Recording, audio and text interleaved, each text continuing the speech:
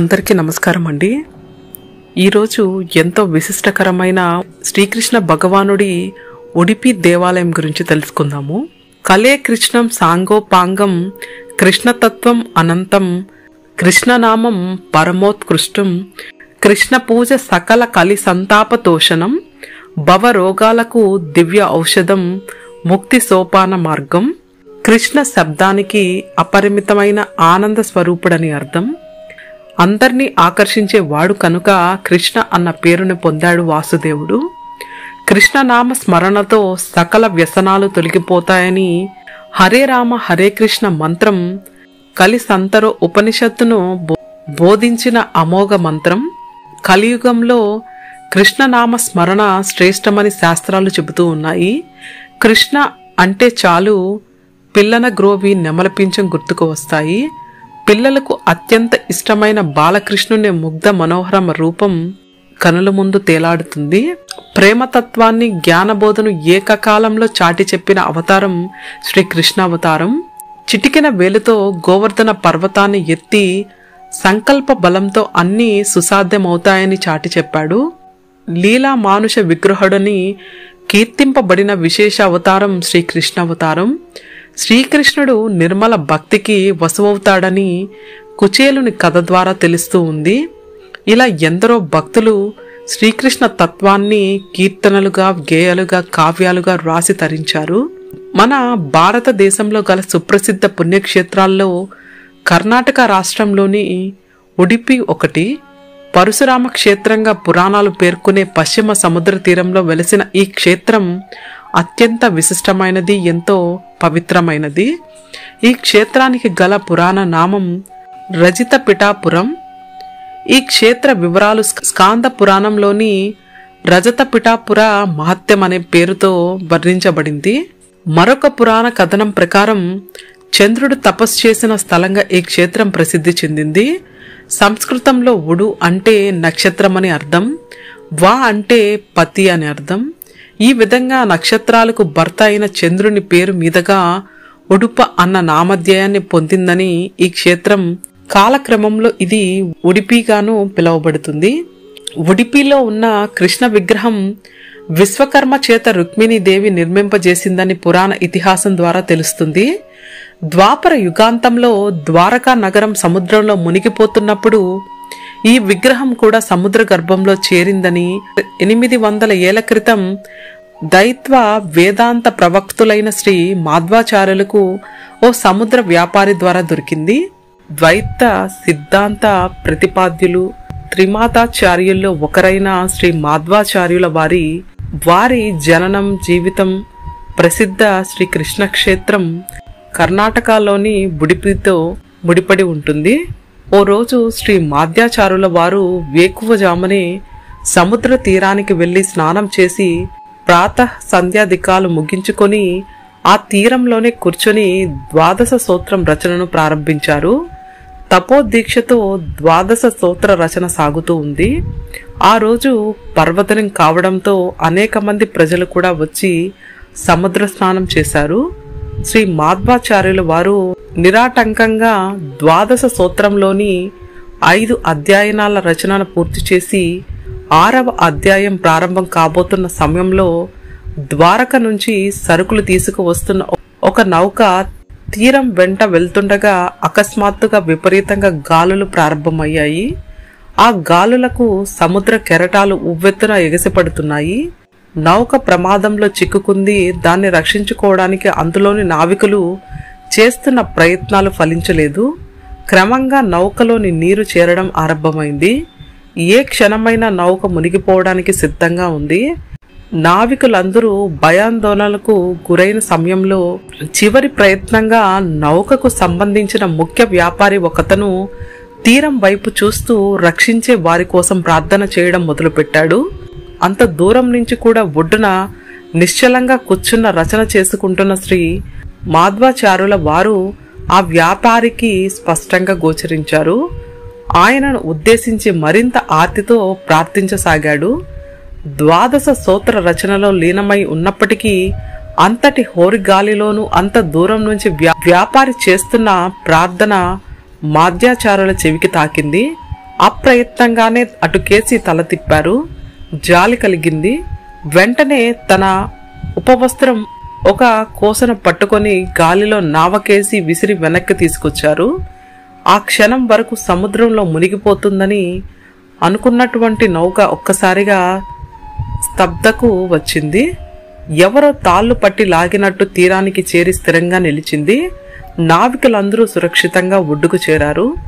అంతకు మునుపు ప్రార్థన చేసిన వ్యాపారి వడివడిగా మాధ్యాచారుల వారిని సమీపించి సాష్టాంగ నమస్కారం చేశారు.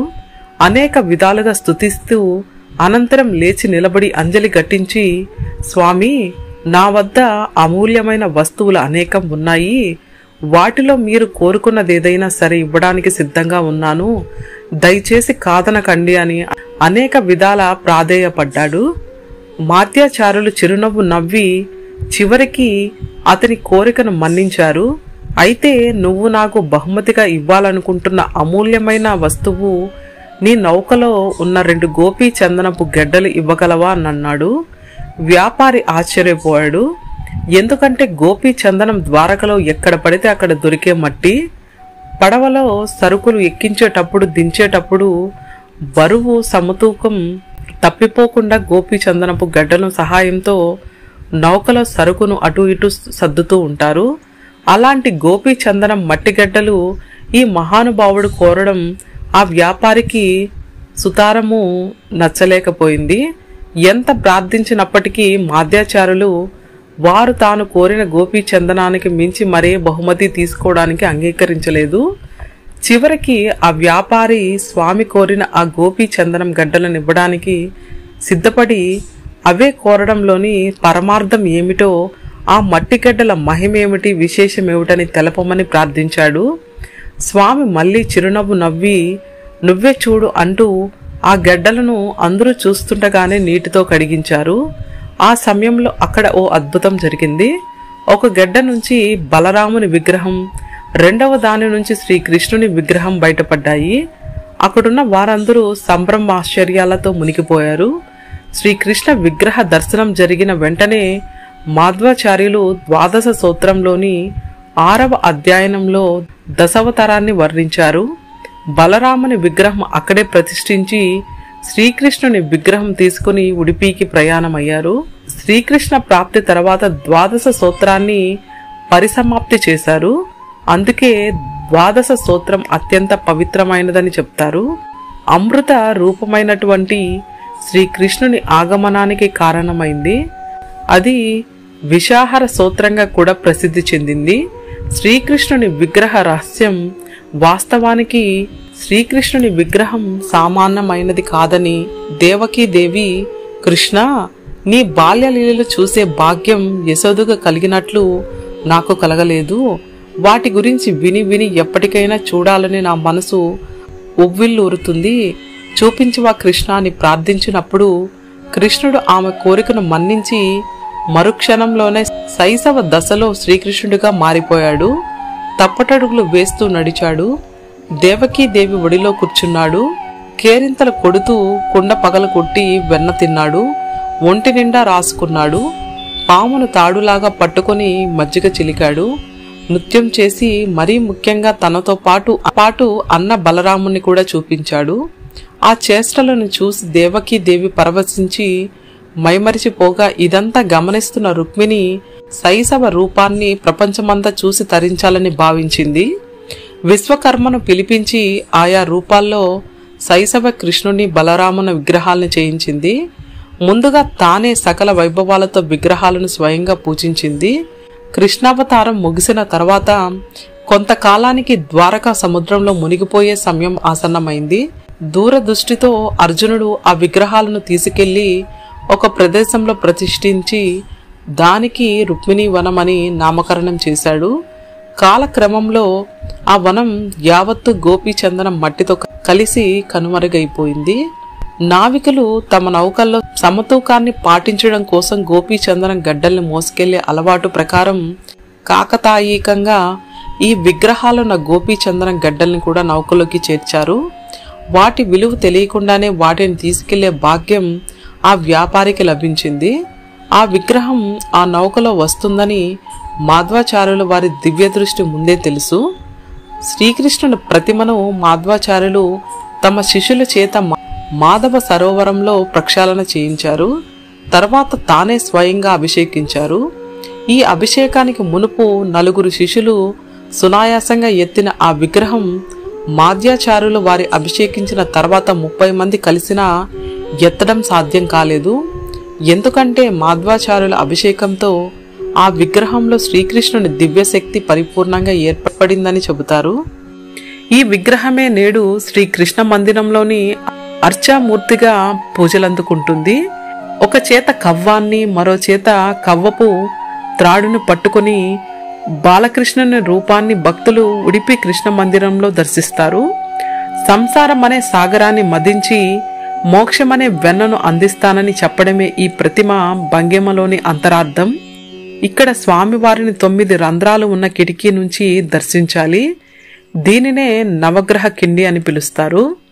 ఈ నవగ్రహ కిటికీ నుంచి సకల గ్రహ బలుడైన శ్రీకృష్ణుడు దర్శించడం వల్ల గ్రహదోషాలు తొలగిపోతాయని అంటారు. ఉడిపి ఆలయం లోపల మాధ్వ సరోవరం అన్న పవిత్ర పుష్కరిణి ఉంది. ఇందులో గంగా సన్నిధానం నెలకొని ఉంది కాబట్టి మాధ్వ సరోవరంలో చేసే స్నానం గంగా స్నాన ఫలాన్ని అందిస్తుంది అని అంటారు. ద్వాపర యుగాంతంలో మహానిర్వాణాన్ని సాగించే ముందు శ్రీకృష్ణుడు కలియుగ భక్తులకై తన అంశను కలిగిన 4 మూర్తులను విగ్రహ రూపంలో నింపాడు. అవే తిరుమలలోని శ్రీ వెంకటేశ్వరుడు, పండరాపురంలోని శ్రీ పాండురంగ విఠలుడు, పూరిలోని శ్రీ జగన్నాథుడు, ఉడిపిలోని శ్రీకృష్ణుడని ఈ కృష్ణ రూపాల్లోని శ్రీ తిరుమల శ్రీనివాసుడు కాంచన బ్రహ్మగాను, పండరాపురని విఠలుడు జ్ఞాన బ్రహ్మగాను ప్రసిద్ధులైతే ఉడిపి శ్రీకృష్ణుడు అన్న బ్రహ్మగా ఖ్యాతి పొందారు. అలరారుతున్న ఉడిపి క్షేత్రం తప్పక దర్శించవలసిన పుణ్యక్షేత్రం. ఇక్కడ వెలసిన బాలకృష్ణుడి దర్శనం వల్ల మానసిక రుగ్మతలు తొలగి సంతాన వృద్ధి కలుగుతుందని, మనఃకారకుడైన చంద్రుని విశేష అనుగ్రహం లభిస్తుందని, జ్ఞాన భక్తి వైరాగ్యాలు సిద్ధిస్తాయని అంటారు. ఓం నమో నారాయణాయ. గోవింద హరి గోవింద.